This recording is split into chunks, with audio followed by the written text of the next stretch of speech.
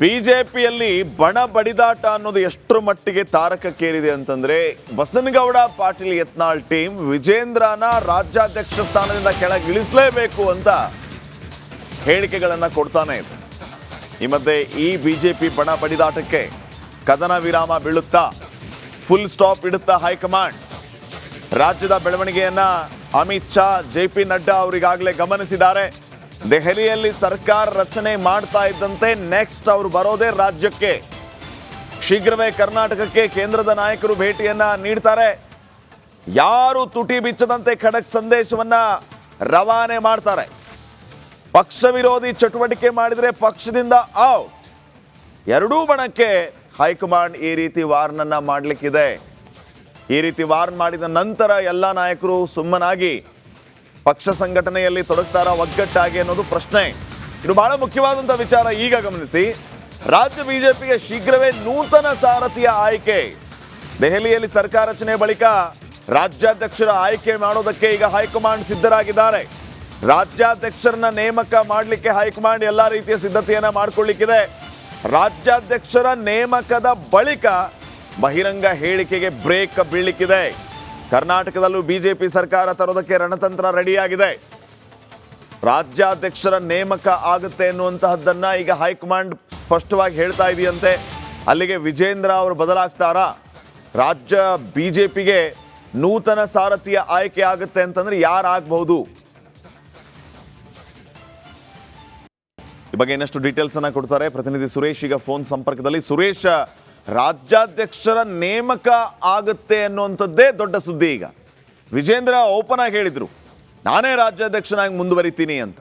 ಮತ್ತೊಂದು ಕಡೆ rebels team ಈ ವಿಜೇಂದ್ರ ಅವರನ್ನ ರಾಜ್ಯಾಧ್ಯಕ್ಷ ಸ್ಥಾನದಿಂದ ಕೆಳಗಿಳಿಸೋದೇ ನಮ್ಮ ಗುರಿ ಅನ್ನುವಂಥ ಮಾತನ್ನ ಹೇಳಿದ್ರು. ಈಗ ನೂತನ ಸಾರಥಿಯ ಆಯ್ಕೆ ಆಗುತ್ತೆ ಅಂತಂದ್ರೆ ಅದಕ್ಕೆ ವಿಜೇಂದ್ರ ಯಾವ ರೀತಿ ಮಾನಸಿಕವಾಗಿ ಸಿದ್ಧರಾಗಿದ್ದಾರೆ? ಬಿಜೆಪಿಯಲ್ಲಿ ಏನ್ ನಡೀತಾ ಇದೆ? ಶ್ರೀಪಾದ್ ಪಟೇಲ್ ನೂತನ ಸಾರಥಿ ಅಂತಂದ ತಕ್ಷಣ ಹೊಸಬರ ಆಯ್ಕೆ ಅಂತಕ್ಕಂಥದ್ದೇನ ಅಲ್ಲ. ಇಲ್ಲಿ ಒಂದು ಇರುವಂತಹ ಹಾಲಿ ಇರುವಂತಹ ಏನು ರಾಜ್ಯಾಧ್ಯಕ್ಷ ಬಿ.ವೈ. ವಿಜೇಂದ್ರ ಅವರನ್ನೇ ಮತ್ತೆ ಮರು ನಾಮನಿರ್ದೇಶನ ಮಾಡಿ ಹೊರಡಿಸುವಂತಹ ಸೂಚನೆಗಳು ಕೂಡ ಸಾಧ್ಯತೆಗಳು ಕೂಡ ಇರ್ತಕ್ಕಂಥ. ಯಾಕೆಂತಂದ್ರೆ ಅಂತಹ ಒಂದು ಸಣ್ಣ ಸುಳಿವು ಈಗಾಗಲೇ ರಾಜ್ಯ ಬಿಜೆಪಿಗೆ ಹಾಗೇನೇ ಏನು ಬಿ.ವೈ. ವಿಜೇಂದ್ರ ಅವ್ರಿಗೂ ಕೂಡ ಸಿಕ್ಕಿರ್ತಕ್ಕಂಥದ್ದು. ಈಗ ಒಂದು ಬಿಜೆಪಿಯ ಬಣ ಬಡಿದಾಟವನ್ನ ಏನ್ ತಾರಕಕ್ಕೇರಿದೆ ಈಗ ಸದ್ಯಕ್ಕೆ ಅದಕ್ಕೆ ಬ್ರೇಕ್ ಹಾಕ್ಬೇಕಾಗಿರ್ತಕ್ಕಂಥದ್ದು ಅಷ್ಟೇ ಈಗ ಹೈಕಮಾಂಡ್ ಮುಂದೆ ಇರ್ತಕ್ಕಂತಹ ಒಂದು ಮುಂದಿನ ಸವಾಲು. ಅದನ್ನ ಯಾವ ರೀತಿಯಾಗಿ ಮಾಡ್ತಾರೆ ಅನ್ನೋದೇ ಬಹಳ ಕುತೂಹಲ. ಯಾಕೆಂತಂದ್ರೆ ಈಗಾಗಲೇ ಒಂದು ಟೀಮು ದೆಹಲಿಗೆ ಹೋಗಿ ಬಂದಿದ್ರು, ಮತ್ತೆ ಇವತ್ತು ಮತ್ತೆ ದೆಹಲಿಗೂ ಕೂಡ ಪ್ರಯಾಣ ಬೆಳೆಸ್ತಿರ್ತಕ್ಕಂಥ ರೆಬಲ್ಸ್ ಟೀಮು. ಇದರ ಮಧ್ಯೆ ವಿಜೇಂದ್ರನ್ನ ಬೆಂಬಲಿಸಿ ಏನ್ ರೇಣುಕಾಚಾರ್ಯ ಅಂಡ್ ಟೀಮ್ ಏನಿದೆ ಮಾಜಿ ಶಾಸಕರ ನಿಯೋಗ ಅವರು ಕೂಡ ಒಂದು ಕಡೆ ಪರ ವಿರೋಧದ ಹೇಳಿಕೆಗಳನ್ನ ಕೊಡ್ತಾ ಇರ್ತಕ್ಕಂಥದ್ದು. ಈ ಎರಡರ ಮಧ್ಯೆ ಈಗ ಹೈಕಮಾಂಡ್ ಎರಡೂ ಟೀಮ್ಗಳಿಗೆ ಒಂದು ಖಡಕ್ ವಾರ್ನಿಂಗ್ ಅನ್ನ ಪಾಸ್ ಮಾಡಬೇಕಾಗಿದೆ. ಆ ವಾರ್ನಿಂಗ್ ಯಾವ ರೀತಿಯಾಗಿರುತ್ತೆ ಅನ್ನೋದೇ ಕುತೂಹಲ. ಯಾಕೆಂತಂದ್ರೆ ಈವರೆಗೂ ಕೂಡ ಕೇವಲ ಬರ್ತಾರೆ, ಹೇಳ್ತಾರೆ, ಹೋಗ್ತಾರೆ, ದೂರ್ ಕೊಡ್ತಾರೆ, ಆಯ್ತು ಮಾತಾಡ್ತಾರೆ ಅಂತಾರೆ, ಕರೆದು ಮಾತಾಡ್ತಾರೆ, ಇಷ್ಟೇ ಆಗ್ತಾ ಇರ್ತಕ್ಕಂಥದ್ದು. ಆದ್ರೆ ಈ ಬಾರಿಯ ಒಂದು ಸ್ಪಷ್ಟ ಸಂದೇಶ ಹೈಕಮಾಂಡ್ ನಿಂದ ಬರ್ತಕ್ಕಂಥದ್ದು ಅದು ಬಹಳ ಸ್ಟ್ರಾಂಗ್ ಆಗಿರುತ್ತೆ ಅಂತಕ್ಕಂಥದ್ದು ನಮಗೆ ಸಿಕ್ಕಿರ್ತಕ್ಕಂಥ ಸುಳಿವು. ಅಂದ್ರೆ ಈ ಬಾರಿ ಒಂದು ವೇಳೆ ಏನಾದರೂ ಯಾರಾದರೂ ಬಹಳ ಬಿಚ್ಚಿದ್ದೆ ಆದ್ರೆ ಖಂಡಿತವಾಗಲೂ ಕೂಡ ಪಕ್ಷದಿಂದ ಕಿಕ್ ಔಟ್ ಅಂತಕ್ಕಂತಹ ಒಂದು ಖಡಕ್ ಸಂದೇಶ ಹೈಕಮಾಂಡ್ ನಿಂದ ಈ ಬಾರಿ ರವಾನೆ ಆಗುವಂತಹ ಸಾಧ್ಯತೆಗಳಿರ್ತಕ್ಕಂಥದ್ದು. ಇದು ಒಂದು ಕಡೆ. ಆದ್ರೆ ಮತ್ತೆ ಈಗಾಗಲೇ ದೆಹಲಿಯಲ್ಲಿ ಸ್ಪಷ್ಟ ಬಹುಮತ ಬಂದಿರೋ ಹಿನ್ನೆಲೆಯಲ್ಲಿ ಈಗ ಅಲ್ಲಿ ಕೂಡ ಸರ್ಕಾರದ ರಚನೆಯ ಒಂದು ಉತ್ಸಾಹದಲ್ಲಿ ಹೈಕಮಾಂಡ್ ನಾಯಕರು ಇರ್ತಕ್ಕಂಥದ್ದು. ಇನ್ನು 3-4 ದಿನಗಳಲ್ಲಿ ಅಲ್ಲಿ ಸರ್ಕಾರದ ರಚನೆ ಕೂಡ ಆಗುವಂತಹ ಸಾಧ್ಯತೆಗಳು ಬಹಳ ದಟ್ಟವಾಗಿರ್ತಕ್ಕಂಥ. ಮುಗಿದ ತಕ್ಷಣವೇನೆ ರಾಜ್ಯದತ್ತ ಒಂದಷ್ಟು ಹೈಕಮಾಂಡ್ ನಿಂದ ವೀಕ್ಷಕರ ನಿಯೋಗ ಅಥವಾ ಹೈಕಮಾಂಡ್ ನಿಂದ ಯಾರಾದ್ರೂ ಸ್ಟ್ರಾಂಗ್ ಲೀಡರ್ಸ್ ಗಳನ್ನ ಕಳಿಸುವಂತಹ ಕೆಲಸವನ್ನ ಮಾಡ್ತಾರೆ.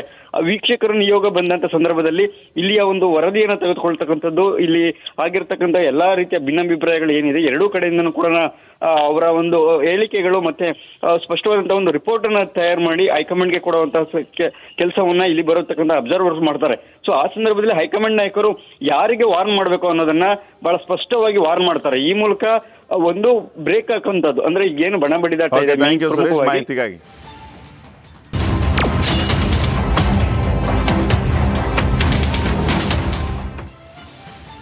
ಬಿಜೆಪಿಯಲ್ಲಿ ಬಣ ಬಡಿದಾಟ ಅನ್ನೋದು ಎಷ್ಟರ ಮಟ್ಟಿಗೆ ತಾರಕಕ್ಕೇರಿದೆ ಅಂತಂದ್ರೆ ಬಸನಗೌಡ ಪಾಟೀಲ್ ಯತ್ನಾಳ್ ಟೀಮ್ ವಿಜೇಂದ್ರನ ರಾಜ್ಯಾಧ್ಯಕ್ಷ ಸ್ಥಾನದಿಂದ ಕೆಳಗಿಳಿಸಲೇಬೇಕು ಅಂತ ಹೇಳಿಕೆಗಳನ್ನ ಕೊಡ್ತಾನೆ ಇದೆ. ಈ ಮಧ್ಯೆ ಈ ಬಿಜೆಪಿ ಬಣ ಬಡಿದಾಟಕ್ಕೆ ಕದನ ವಿರಾಮ ಬೀಳುತ್ತಾ ಫುಲ್ ಸ್ಟಾಪ್ ಇಡುತ್ತಾ ಹೈಕಮಾಂಡ್. ರಾಜ್ಯದ ಬೆಳವಣಿಗೆಯನ್ನ ಅಮಿತ್ ಶಾ JP ನಡ್ಡಾ ಅವರಿಗಾಗಲೇ ಗಮನಿಸಿದ್ದಾರೆ. ದೆಹಲಿಯಲ್ಲಿ ಸರ್ಕಾರ ರಚನೆ ಮಾಡ್ತಾ ಇದ್ದಂತೆ ನೆಕ್ಸ್ಟ್ ಅವರು ಬರೋದೇ ರಾಜ್ಯಕ್ಕೆ. ಶೀಘ್ರವೇ ಕರ್ನಾಟಕಕ್ಕೆ ಕೇಂದ್ರದ ನಾಯಕರು ಭೇಟಿಯನ್ನ ನೀಡ್ತಾರೆ. ಯಾರು ತುಟಿ ಬಿಚ್ಚದಂತೆ ಖಡಕ್ ಸಂದೇಶವನ್ನ ರವಾನೆ ಮಾಡ್ತಾರೆ. ಪಕ್ಷ ವಿರೋಧಿ ಚಟುವಟಿಕೆ ಮಾಡಿದ್ರೆ ಪಕ್ಷದಿಂದ ಔಟ್. ಎರಡೂ ಬಣಕ್ಕೆ ಹೈಕಮಾಂಡ್ ಈ ರೀತಿ ವಾರ್ನನ್ನ ಮಾಡಲಿಕ್ಕಿದೆ. ಈ ರೀತಿ ವಾರ್ನ್ ಮಾಡಿದ ನಂತರ ಎಲ್ಲ ನಾಯಕರು ಸುಮ್ಮನಾಗಿ ಪಕ್ಷ ಸಂಘಟನೆಯಲ್ಲಿ ತೊಡಗ್ತಾರ ಒಗ್ಗಟ್ಟಾಗಿ ಅನ್ನೋದು ಪ್ರಶ್ನೆ. ಇದು ಬಹಳ ಮುಖ್ಯವಾದಂಥ ವಿಚಾರ. ಈಗ ಗಮನಿಸಿ, ರಾಜ್ಯ ಬಿಜೆಪಿಗೆ ಶೀಘ್ರವೇ ನೂತನ ಸಾರಥಿಯ ಆಯ್ಕೆ. ದೆಹಲಿಯಲ್ಲಿ ಸರ್ಕಾರ ರಚನೆ ಬಳಿಕ ರಾಜ್ಯಾಧ್ಯಕ್ಷರ ಆಯ್ಕೆ ಮಾಡೋದಕ್ಕೆ ಈಗ ಹೈಕಮಾಂಡ್ ಸಿದ್ಧರಾಗಿದ್ದಾರೆ. ರಾಜ್ಯಾಧ್ಯಕ್ಷರನ್ನ ನೇಮಕ ಮಾಡಲಿಕ್ಕೆ ಹೈಕಮಾಂಡ್ ಎಲ್ಲ ರೀತಿಯ ಸಿದ್ಧತೆಯನ್ನ ಮಾಡಿಕೊಳ್ಳಿಕ್ಕಿದೆ. ರಾಜ್ಯಾಧ್ಯಕ್ಷರ ನೇಮಕದ ಬಳಿಕ ಬಹಿರಂಗ ಹೇಳಿಕೆಗೆ ಬ್ರೇಕ್ ಬೀಳಲಿಕ್ಕಿದೆ.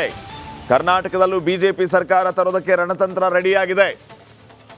ರಾಜ್ಯಾಧ್ಯಕ್ಷರ ನೇಮಕ ಆಗುತ್ತೆ ಎನ್ನುವಂತಹದ್ದನ್ನ ಈಗ ಹೈಕಮಾಂಡ್ ಸ್ಪಷ್ಟವಾಗಿ ಹೇಳ್ತಾ ಇದೆಯಂತೆ. ಅಲ್ಲಿಗೆ ವಿಜೇಂದ್ರ ಅವರು ಬದಲಾಗ್ತಾರಾ?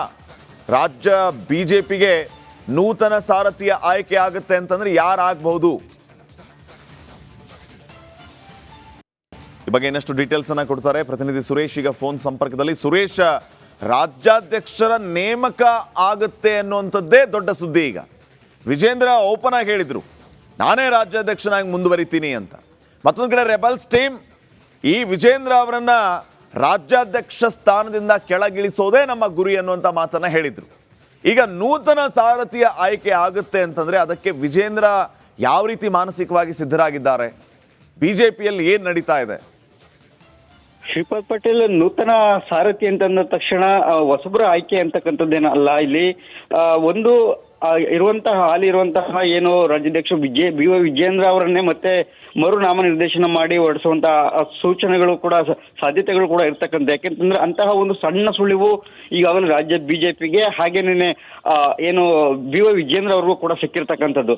ಈಗ ಒಂದು ಬಿಜೆಪಿಯ ಬಣಬಡ್ದಾಟವನ್ನ ಏನ್ ತಾರಕಕ್ಕೇರಿದೆ ಈಗ ಸದ್ಯಕ್ಕೆ ಅದಕ್ಕೆ ಬ್ರೇಕ್ ಹಾಕ್ಬೇಕಾಗಿರ್ತಕ್ಕಂಥದ್ದು ಅಷ್ಟೇ ಈಗ ಹೈಕಮಾಂಡ್ ಮುಂದೆ ಇರ್ತಕ್ಕಂತಹ ಒಂದು ಮುಂದಿನ ಸವಾಲು. ಅದನ್ನ ಯಾವ ರೀತಿಯಾಗಿ ಮಾಡ್ತಾರೆ ಅನ್ನೋದೇ ಬಹಳ ಕುತೂಹಲ. ಯಾಕೆಂತಂದ್ರೆ ಈಗಾಗಲೇ ಒಂದು ಟೀಮು ದೆಹಲಿಗೆ ಹೋಗಿ ಬಂದಿದ್ರು, ಮತ್ತೆ ಇವತ್ತು ಮತ್ತೆ ದೆಹಲಿಗೂ ಕೂಡ ಪ್ರಯಾಣ ಬೆಳೆಸ್ತಿರ್ತಕ್ಕಂಥ ರೆಬಲ್ಸ್ ಟೀಮು.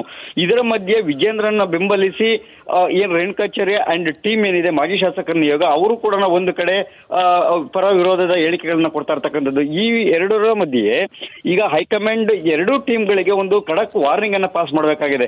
ಆ ವಾರ್ನಿಂಗ್ ಯಾವ ರೀತಿಯಾಗಿರುತ್ತೆ ಅನ್ನೋದೇ ಕುತೂಹಲ. ಯಾಕೆಂತಂದ್ರೆ ಈವರೆಗೂ ಕೂಡ ಕೇವಲ ಬರ್ತಾರೆ, ಹೇಳ್ತಾರೆ, ಹೋಗ್ತಾರೆ, ದೂರ ಕೊಡ್ತಾರೆ, ಆಯ್ತು ಮಾತಾಡ್ತಾನೆ ಅಂತಾರೆ, ಕರೆದು ಮಾತಾಡ್ತಾರೆ, ಇಷ್ಟೇ ಆಗ್ತಾ ಇರ್ತಕ್ಕಂಥದ್ದು.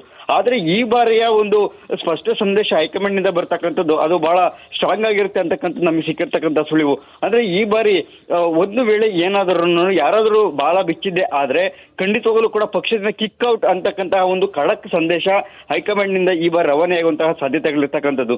ಇದು ಒಂದು ಕಡೆ. ಆದ್ರೆ ಮತ್ತೆ ಈಗಾಗಲೇ ದೆಹಲಿಯಲ್ಲಿ ಸ್ಪಷ್ಟ ಬಹುಮತ ಬಂದಿರೋ ಹಿನ್ನೆಲೆಯಲ್ಲಿ ಈಗ ಅಲ್ಲಿ ಕೂಡ ಸರ್ಕಾರದ ರಚನೆಯ ಒಂದು ಉತ್ಸಾಹದಲ್ಲಿ ಹೈಕಮಾಂಡ್ ನಾಯಕರು ಇರ್ತಕ್ಕಂಥದ್ದು. ಇನ್ನೊಂದು 3-4 ದಿನಗಳಲ್ಲಿ ಅಲ್ಲಿ ಸರ್ಕಾರದ ರಚನೆ ಕೂಡ ಆಗುವಂತಹ ಸಾಧ್ಯತೆಗಳು ಬಹಳ ದಟ್ಟವಾಗಿರ್ತಕ್ಕಂಥ. ಮುಗಿದ ತಕ್ಷಣವೇನೆ ರಾಜ್ಯದತ್ತ ಒಂದಷ್ಟು ಹೈಕಮಾಂಡ್ ನಿಂದ ವೀಕ್ಷಕರ ನಿಯೋಗ ಅಥವಾ ಹೈಕಮಾಂಡ್ ನಿಂದ ಯಾರಾದ್ರೂ ಸ್ಟ್ರಾಂಗ್ ಲೀಡರ್ಸ್ ಗಳನ್ನ ಕಳಿಸುವಂತಹ ಕೆಲಸವನ್ನ ಮಾಡ್ತಾರೆ. ಆ ವೀಕ್ಷಕರ ನಿಯೋಗ ಬಂದಂತ ಸಂದರ್ಭದಲ್ಲಿ ಇಲ್ಲಿಯ ಒಂದು ವರದಿಯನ್ನು ತೆಗೆದುಕೊಳ್ತಕ್ಕಂಥದ್ದು, ಇಲ್ಲಿ ಆಗಿರ್ತಕ್ಕಂಥ ಎಲ್ಲಾ ರೀತಿಯ ಭಿನ್ನಾಭಿಪ್ರಾಯಗಳು ಏನಿದೆ ಎರಡೂ ಕಡೆಯಿಂದನೂ ಕೂಡ ಅವರ ಒಂದು ಹೇಳಿಕೆಗಳು ಮತ್ತೆ ಸ್ಪಷ್ಟವಾದಂತಹ ಒಂದು ರಿಪೋರ್ಟ್ ಅನ್ನ ತಯಾರು ಮಾಡಿ ಹೈಕಮಾಂಡ್ಗೆ ಕೊಡುವಂತಹ ಕೆಲಸವನ್ನ ಇಲ್ಲಿ ಬರತಕ್ಕಂಥ ಅಬ್ಸರ್ವರ್ಸ್ ಮಾಡ್ತಾರೆ. ಸೊ ಆ ಸಂದರ್ಭದಲ್ಲಿ ಹೈಕಮಾಂಡ್ ನಾಯಕರು ಯಾರಿಗೆ ವಾರ್ನ್ ಮಾಡಬೇಕು ಅನ್ನೋದನ್ನ ಬಹಳ ಸ್ಪಷ್ಟವಾಗಿ ವಾರ್ನ್ ಮಾಡ್ತಾರೆ. ಈ ಮೂಲಕ